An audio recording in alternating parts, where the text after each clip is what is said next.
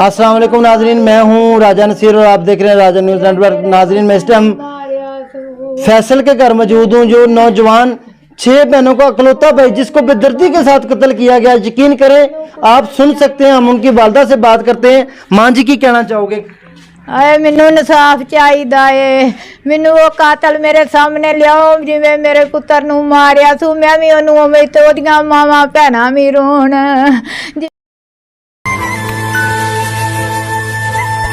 जिवें मेरियां चियां धियां दा एक वीर सी, मेरियां चियां धियां दा एक वीर सी, मेरी ते धी भी उजड़ के घर बैठी है।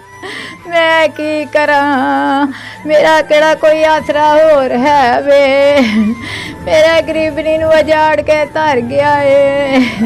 मेरे पुत्रा वे फैसल आ जा घर, वे फैसल मैं ते तेरे प्यार च आया सही, फैसल मैं ते तेरे दिन करन जाना सी, फैसल मैं ते तेरा ब्याह करना सही, फैसल मैं गरीबनी मर गई, मैं मर गई। बेटा तू कुछ कहना चाहेंगी? नाजरीन, ये जो फैसल नाम का लड़का मारा गया है, उसकी 6 सिस्टर हैं, 6 बहनों का अकलौता भाई था। ये उसकी वालदा है और हम उनकी बहन से भी बात करते हैं। घर का वाहिद कफील था, घर का वाहिद सहारा था। इनकी एक बेटी जो है उसको भी डिवोर्स हुई है। इससे ज़्यादा जुल्म और क्या हो सकता है कि इनकी दादरसी भी करने अभी तक कोई हुकूमती अहदेदार नहीं आया। ये इस वक्त इम्ताद के मुर्तज़िर हैं और इससे ज़्यादा कोई मुस्तहिक आपको इस माशरे में नज़र नहीं आएगा।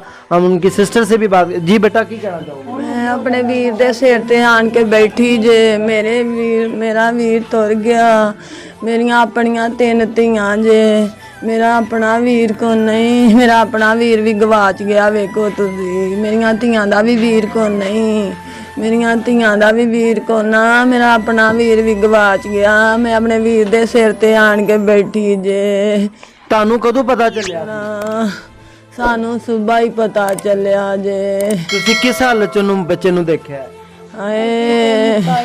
असी मुक्का ही वेख्या जे, साडे को वेख्या ही नहीं सी जांदा।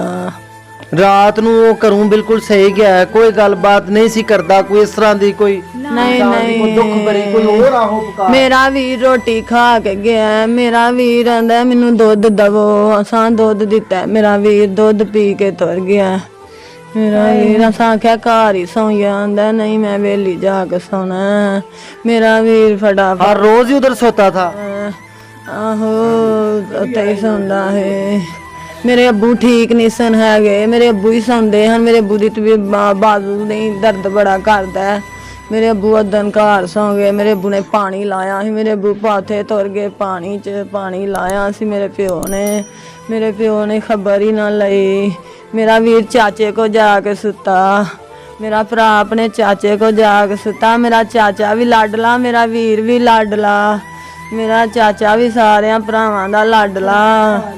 जी नाज़रीन, जैसा कि आपने देखा है कि इन बेटियों के सर के ऊपर कौन हाथ रखेगा, इन बेटियों की दादरसी कौन करेगा, इनके साथ जितना जुल्म हुआ है, जुल्म का बदला इनको कौन देगा, इनका हिसाब कौन लेगा और इनकी दादरसी कौन करेगा। कौम इनसे पूछती है, हमारे हुक्मरानों से, कि हमें कब होश आएगी, हमारे अदारों को कब होश आएगी।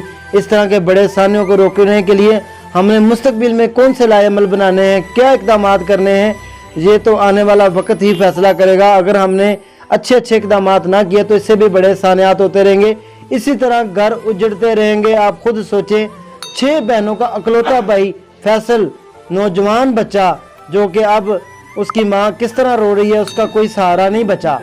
इसी के साथ अपने भाई राजा नसीर फजल को इजाज़त दें, दुआओं में याद रखें। नेक्स्ट सेगमेंट में दोबारा होते हैं। अल्लाह हाफिज़।